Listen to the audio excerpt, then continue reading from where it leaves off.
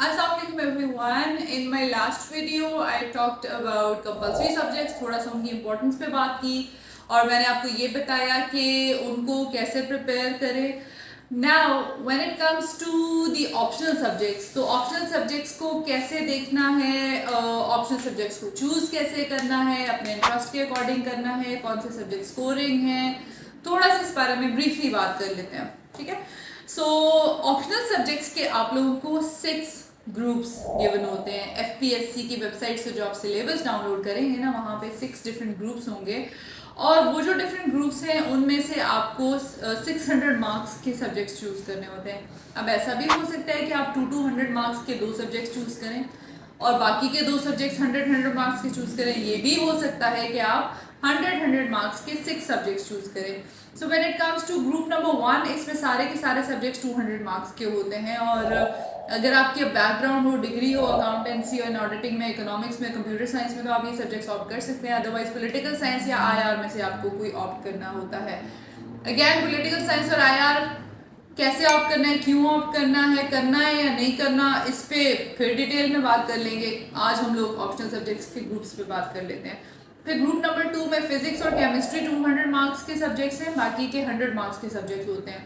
तो या तो आपको फिजिक्स और केमिस्ट्री में से कोई एक 200 मार्क्स का सब्जेक्ट चूज करना है, अदरवाइज बाकी के 4 सब्जेक्ट्स में से आपको दो सब्जेक्ट्स चूज करने होंगे क्योंकि बाकी 100 मार्क्स के. और ग्रुप 2 में से आपको 200 मार्क्स के सब्जेक्ट्स चूज करने होते हैं. आप इसमें से 100 मार्क्स का कोई एक सब्जेक्ट चूज नहीं कर सकते.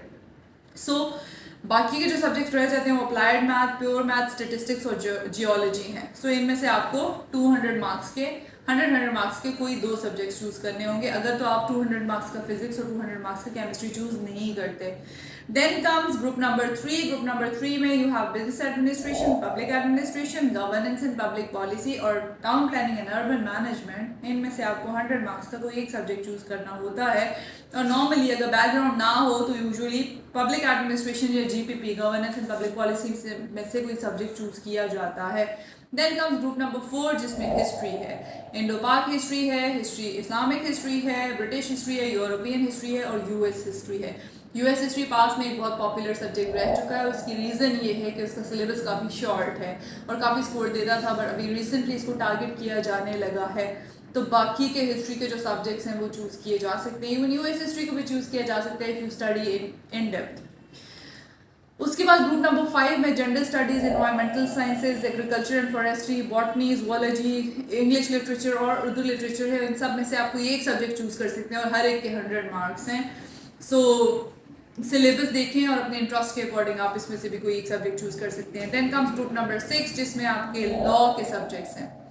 Law, constitutional law, international law, mercantile law, मुस्लिम लॉ, ये सारे सब्जेक्ट्स. और फिर 2 सब्जेक्ट्स ऐसे हैं जो कि जेनेरिक हैं, तो इनको अगर आपका लॉ का बैकग्राउंड नहीं है तो you can go with them, criminology and philosophy, again depending upon your interest. Criminology ऐसा नहीं है, अक्सर ये होता है कि लोग समझते हैं कि अगर आपने पुलिस में जाना है तो आप क्रिमिनोलॉजी ऑप्ट करना आपके लिए ज़रूरी है. ऐसा बिल्कुल भी नहीं है. आप कोई सभी सब्जेक्ट्स ऑप्ट करके अगर आपके मार्क्स अच्छे हैं तो आप पुलिस में जा सकते हैं अगर आपको शौक है तो. And the last subject is group number 7 जिसमें वैरायटी ऑफ सब्जेक्ट्स हैं और सारे ही तकरीबन जेनेरिक सब्जेक्ट्स हैं. तो आप इनमें से कोई भी चूज़ कर सकते हो. इसमें से सब्जेक्ट चूज़ करना सबसे मुश्किल होता है क्योंकि 2-3 सब्जेक्ट्स ऐसे होते हैं जो आपको इंटरेस्टिंग लग रहे होते हैं और आपका दिल चाह रहा होता है कि वो ऑप्ट करें. So these include journalism and mass communication, psychology, geography, sociology, anthropology, and then come languages: Punjabi, Sindhi, Pashto, Balochi, Persian, and Arabic. So if you have mastery in any of the languages are scoring. बीच में से कुछ अर्सा languages average score देना लग गई थी, लेकिन अब दोबारा languages ने वापस score देना शुरू कर दिया. So that is all about the optional subjects. Now I am getting back to my evaluation जो मैं essays की कर रही हूँ. I'll see you in the next video. Allah Hafiz.